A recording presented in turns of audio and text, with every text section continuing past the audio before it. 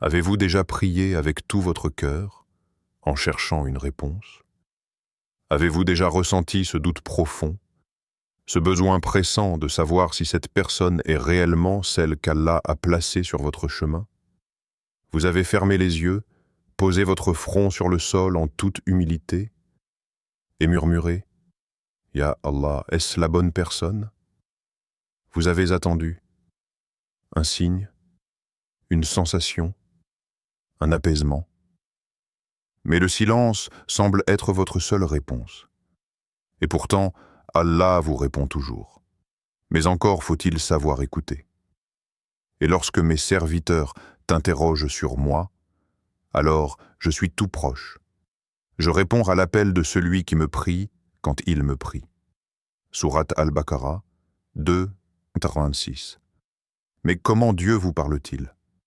Quelles sont les réponses qu'il vous envoie? Écoutez attentivement, car votre réponse est peut-être déjà là. Imaginez ceci. Fatima, plongée dans ses pensées, sentait une paix profonde envelopper son cœur à chaque prière. Elle avait l'impression que sa foi avait enfin trouvé une réponse tangible. Elle se souvenait de ses prières chaque soir, presque comme un rituel sacré, une conversation intime avec le divin. Les jours passaient, et son cœur s'alourdissait parfois de doutes, mais chaque prière était une libération. Elle attendait avec impatience que le destin se manifeste, que la volonté d'Allah se révèle dans sa vie, sous une forme qu'elle n'avait pas encore imaginée. Ses conversations avec cet homme, son bien-aimé, étaient simples et pleines de sincérité. Ils discutaient de tout, de la beauté de la foi, des rêves qu'ils partageaient et des valeurs profondes qu'ils avaient en commun. Il semblait être l'incarnation parfaite de tout ce qu'elle avait recherché, tout ce qu'elle croyait mériter. Mais parfois, au fond de son âme, une question persistait. Est-ce vraiment ce qu'Allah veut pour moi? Elle se rappelait les histoires des femmes sages qu'elle avait entendues dans ses lectures, des femmes qui avaient fait confiance à leur foi et qui avaient vu leur vie se transformer grâce à l'amour divin. Mais était-ce la même chose pour elle? Ou peut-être y avait-il un autre chemin que celui qu'elle imaginait? Les signes divins, si clairs pour certains, semblaient parfois flous pour elle. Les moments de doute n'étaient pas rares. Fatima avait appris à apprécier ces instants, à ne pas les fuir. C'était dans ces moments-là qu'elle se sentait la plus proche d'Allah. C'était comme si, en se confrontant à l'incertitude, elle était forcée de laisser le contrôle entre les mains du Tout-Puissant. C'était un acte de soumission, un acte d'humilité. « Ya Allah », murmurait-elle souvent en son cœur, « je te fais confiance. Fais ce que tu penses être juste, même si cela signifie que je dois marcher seule un peu plus longtemps. » Les pensées de Fatima se perdaient parfois dans le silence de la nuit. Mais ce silence, qu'elle avait appris à chérir, devenait aussi un espace où la vérité s'imposait lentement à elle, comme un murmure doux mais persistant. Elle savait qu'elle ne pouvait pas forcer le destin. Elle ne pouvait que prier et attendre. Mais dans cette attente, il y avait une puissance qu'elle commençait à comprendre. Est-ce que cet homme, avec toutes ses qualités et sa piété, était la réponse à ses prières? Ou la réponse résidait-elle ailleurs, dans une direction encore inconnue? Une voie que la sagesse divine avait déjà tracée, au-delà de ses attentes et de ses désirs. Fatima ne savait pas encore. Mais au fond de son cœur, elle sentait qu'une chose était sûre. Elle devait continuer à croire. Elle devait continuer à se soumettre. Elle savait que le chemin qui lui était destiné serait plus lumineux, même si ses pas n'étaient pas toujours clairs. Elle se leva un matin, le cœur lourd, et se rendit à la mosquée pour accomplir sa prière du matin. C'était un moment sacré, un instant où la connexion avec Allah se faisait plus intense. Elle priait, les mains levées vers le ciel, non pas pour obtenir quelque chose, mais pour comprendre. Peut-être que la clarté viendrait, peut-être qu'elle recevrait enfin la réponse qu'elle cherchait, mais dans l'humilité de sa prière, elle se sentit apaisée, prête à accepter tout ce qui viendrait, que ce soit le bonheur qu'elle espérait ou l'épreuve qui l'aiderait à grandir. Le chemin de Fatima était encore flou, mais à chaque prière, elle sentait qu'elle s'en approchait un peu plus. Elle savait que chaque instant était une bénédiction. Mais plus elle avançait, plus elle sentait que quelque chose n'allait pas. Des disputes surgissaient sans raison, des incompréhensions mineures prenaient des proportions inattendues.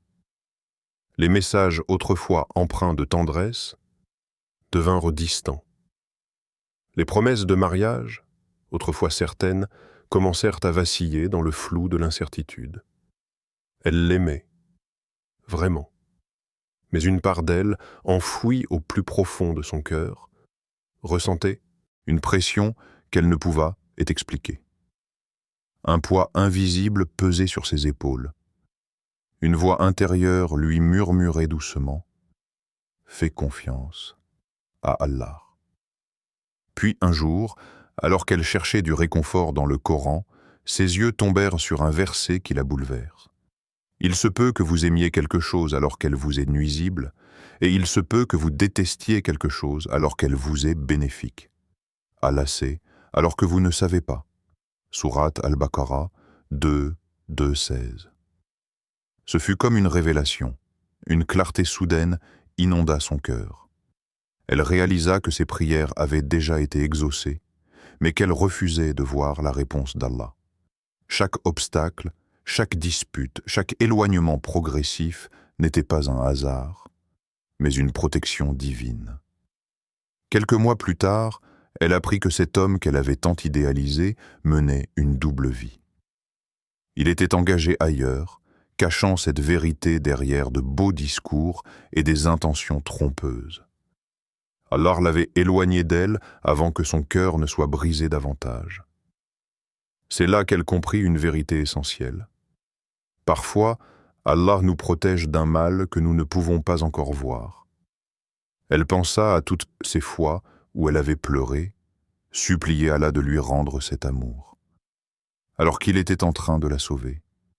Et toi, as-tu déjà ressenti cela? Ce sentiment qu'un amour s'efface lentement, mais qu'un soulagement inexplicable naît en toi, comme si une main invisible retirait un fardeau de ton âme? Peut-être que c'est Allah qui te répond. Peut-être qu'il t'évite une douleur plus grande, un mal que tu ne peux pas encore voir. Peut-être qu'il t'éloigne de ce que tu veux, pour te donner ce dont tu as réellement besoin. Alors, au lieu de résister, au lieu de t'accrocher à quelque chose qu'Allah essaie d'enlever de ta vie, demande-toi, ai-je vraiment confiance en Allah? Car au bout du chemin, derrière chaque perte que tu ne comprends pas encore, se cache une bénédiction que seul Allah connaît. Dans la recherche de réponses, nous sommes souvent pris dans l'agitation du monde extérieur. Nous scrutons les signes, cherchant des signes clairs, des preuves tangibles qui valideraient nos choix, qui nous guideraient sur le chemin que nous devrions suivre. Mais parfois, la vérité est simple, cachée sous la surface de notre propre cœur. Les signes que nous cherchons dans l'univers, dans les autres ou dans les événements extérieurs sont souvent déjà présents en nous, dans la pureté de nos émotions les plus profondes.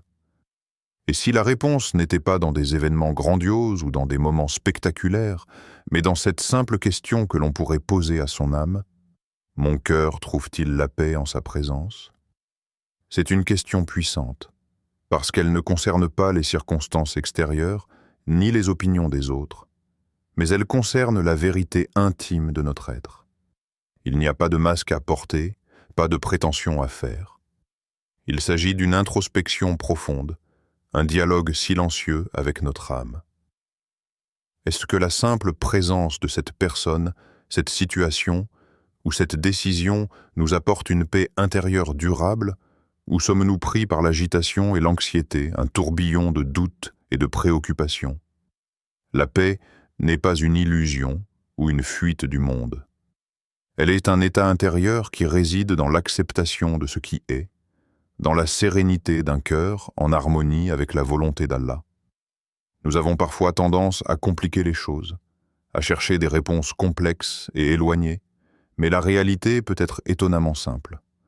Le cœur trouve sa paix lorsque les choses sont alignées avec ce qu'Allah a prévu pour nous. Cette paix est souvent discrète, subtile, mais d'une clarté inébranlable. Lorsqu'on se trouve dans la présence de quelqu'un qui est véritablement en harmonie avec notre âme, cette paix s'installe comme un voile doux et réconfortant. On peut sentir une connexion qui va au-delà des mots, une compréhension mutuelle qui n'a pas besoin d'être explicite. C'est là que l'on reconnaît la vérité dans les plus petits moments. Et si cette paix n'est pas présente, alors peut-être que le chemin que l'on emprunte n'est pas celui qu'Allah avait en tête pour nous. Peut-être que nous devons réévaluer nos choix, revenir en arrière et écouter plus attentivement les murmures de notre cœur. Parfois, la vie nous présente des choix qui semblent parfaits en surface. Mais en y regardant de plus près, en écoutant profondément, nous ressentons un malaise, un manque de paix. C'est un signe. Un signe que la direction n'est pas celle qu'Allah souhaite pour nous. Et c'est là où la question devient cruciale. Mon cœur trouve-t-il la paix en sa présence? La réponse à cette question peut être la clé pour naviguer dans la complexité de la vie, au lieu à chercher cette paix intérieure. Parfois, elle se manifeste par une simple sensation de soulagement, d'équilibre ou de certitude. Ce n'est pas toujours une réponse bruyante ou éclatante, mais plutôt une subtile sensation d'être à sa place, d'être aligné avec ce qui est juste. Dans ces moments de contemplation, nous nous rendons compte que la vraie tranquillité ne dépend pas des circonstances extérieures, mais de notre relation intérieure avec la volonté divine. Le cœur, dans son silence, détient déjà les réponses que nous cherchons. Il nous guide lentement, mais sûrement, vers ce qui est bon pour nous. Et quand cette paix se manifeste, c'est là que nous savons que nous sommes sur le bon chemin. Pas un chemin sans défi, mais un chemin où, malgré les épreuves, le cœur reste serein, sachant qu'il est guidé par une main divine bienveillante. C'est dans cette paix, dans cette connexion intérieure, que nous trouvons notre direction véritable. Ceux qui ont cru et dont les cœurs se tranquillisent par l'évocation d'Allah. N'est-ce ce point par l'évocation d'Allah que se tranquillisent les cœurs? Sourate Ar-Ra'd 13-28. Imagine un instant. Tu es en présence de cette personne. Son regard croise le tien. Ses paroles résonnent dans ton esprit. Que ressens-tu? Est-ce que ton cœur se sent apaisé, aligné, en harmonie avec ce que tu es et ce que tu veux devenir? Ou ressens-tu un doute persistant, une angoisse diffuse, comme une ombre qui s'installe doucement mais sûrement dans ton esprit? Allah ne laisse jamais ses serviteurs dans l'incertitude. L'âme reconnaît ce qui est bon pour elle, mais encore faut-il être à l'écoute. Combien de fois avons-nous ignoré ces signaux subtils? Combien de fois avons-nous préféré nous accrocher à une illusion plutôt que d'accepter la vérité qu'Allah nous montre? La paix du cœur est un indicateur divin.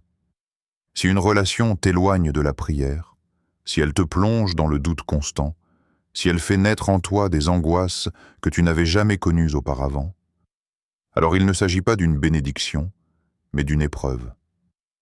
À l'inverse, si cette personne t'inspire à être meilleur, si elle t'encourage à t'approcher d'Allah, si son amour t'élève plutôt que de t'alourdir, alors peut-être qu'Allah t'a fait un cadeau, peut-être qu'il t'a envoyé une âme qui résonne avec la tienne, une âme qui apaise au lieu d'agiter. Le prophète Muhammad, paix et bénédiction soient sur lui, a dit « Le péché est ce qui trouble ton âme et que tu n'aimes pas que les gens sachent. » Rapporté par Muslim. Cela signifie que ton cœur sait déjà. Il ressent la différence entre ce qui est bon et ce qui ne l'est pas. Il sait quand il est en sécurité et quand il est en danger. Alors, ferme les yeux un instant. Pense à cette personne.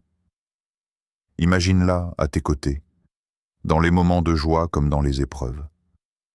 Imagine-la dans ta vie, année après année. Que ressens-tu?